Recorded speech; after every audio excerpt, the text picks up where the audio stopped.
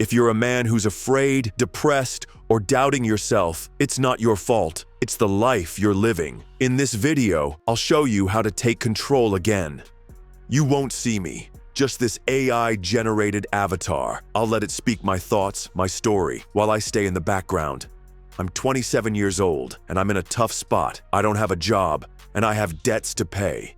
I haven't achieved anything in life or built anything. I don't have a driver's license or a girlfriend. Yet my family repeatedly expresses their amazement that I'm not falling apart or panicking. They say they'd have sleepless nights if they were in my shoes. How do I manage this? Sure, my situation is tough, and I'm still figuring out how to fix everything. But somehow, I'll make it happen. I know I will. The most important thing right now is to stay calm and not let fear and depression consume me. The age between 25 and 35 is exactly when many men give up on themselves. Let's be honest, as a man, you only matter in this world if you deliver. I'm 27, and I have nothing to show for it except a failed path up until now. Maybe I'm not a successful, self-made millionaire who can tell you how to get rich, but I do know how to survive crises and keep going even when you want to quit. I've been through a lot: financial setbacks, depression, drug abuse, loneliness, but I won't give up. Never. I don't know where you're at in life. Maybe you're a bit older than me, maybe younger. I don't know what's going on in your life right now, but if you want to change it, while fear, depression, and self-doubt are holding you back, then listen up. Sure, living a successful life involves much more than just dealing with emotions, but the first step in the right direction is always the right way to handle fear, depression, and self-doubt. These little devils are the ones stopping you from even starting. I'm not a doctor or a psychologist. I'm only speaking from personal experience. I've been in therapy before and have even taken antidepressants at times. I was really disappointed by all of it. It felt like the therapies were completely geared towards women and were unsuitable for me as a man. It was also strange that my state of mind was treated as an illness. I didn't feel defective. I felt that my life situation was flawed, or rather, the way I was living. The way our society allows us to live is completely unsuited for humans, especially for men. We men are often raised like girls from childhood. Not that there's anything wrong with girls. I wouldn't want to live in a world without women. But we men are not women. And nowadays, we're raised with extreme caution, out of fear that we might become toxic masculine, which does more harm than good. This is very problematic, and in my therapy sessions, I really missed an awareness of this issue. Sure, there are good therapists, and therapy does help some people, but it wasn't for me.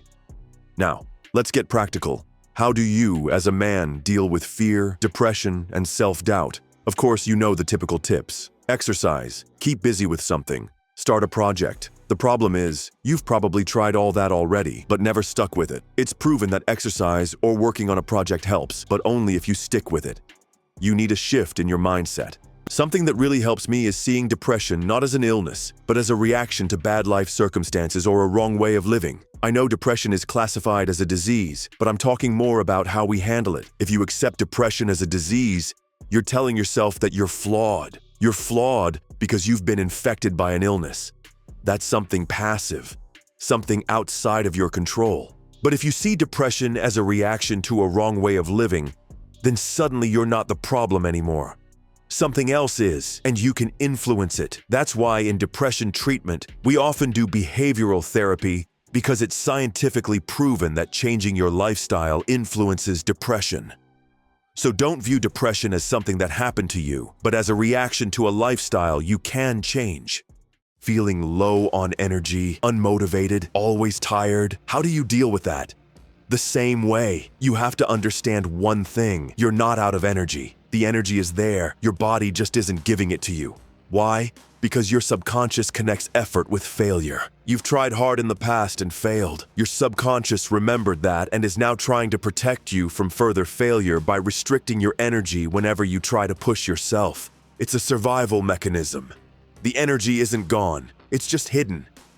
You have to sell your efforts to your subconscious in a different way. If your subconscious interprets your efforts differently, it will start giving you more energy again.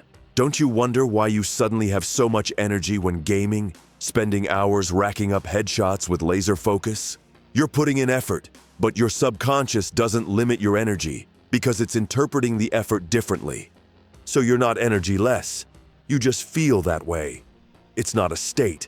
It's a feeling, a reaction. If you say you're out of energy, you're again saying it's a condition that happened to you. But if you say you just feel energyless as a reaction to your circumstances, then you have the control to change it. Doubting yourself?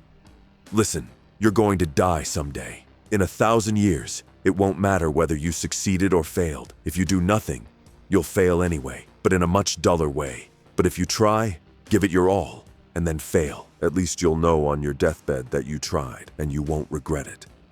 Think about it. Which movie would you rather watch? The one where a lot happens but without a happy ending? Or the one where nothing happens and still no happy ending comes? Which life do you want to live? And who knows? What if there's a happy ending after all?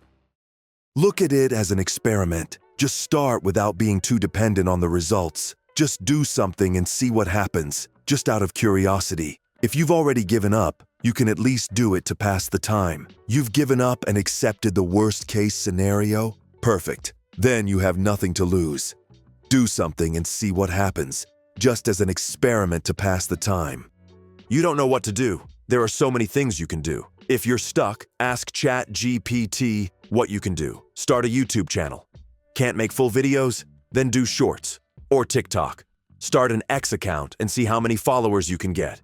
Write an ebook with ChatGPT if you must. Write one and promote it on X, Reddit, or message people and try to sell it.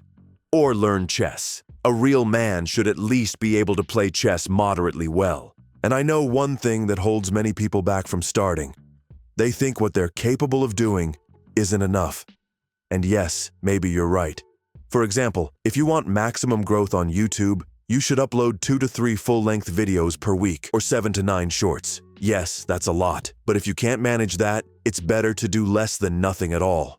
Can you do 1 video a week or 1 short? 30 seconds? Bro, honestly, 30 seconds per week, you can do that. Do it. Do something, even if you think it's not enough. Do it. Imagine 2 men, both feel drained. The first one starts and does not enough, while the other one keeps looking for a strategy to do more. Who's further along after a year? The first one, who's consistently done not enough, or the other one, who did nothing but search for a strategy or wait for the right moment?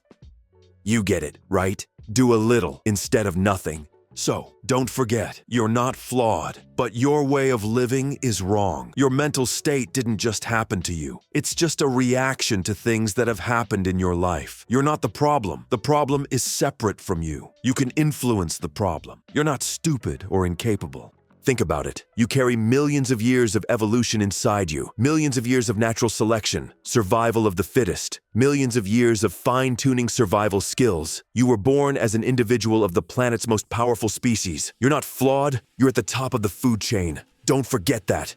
You're the predator, not the prey. You're a warrior, and now you're starting. If you like this video, give it a thumbs up. And if you want to see more videos like this, consider subscribing to the channel so you don't miss anything. Until next time.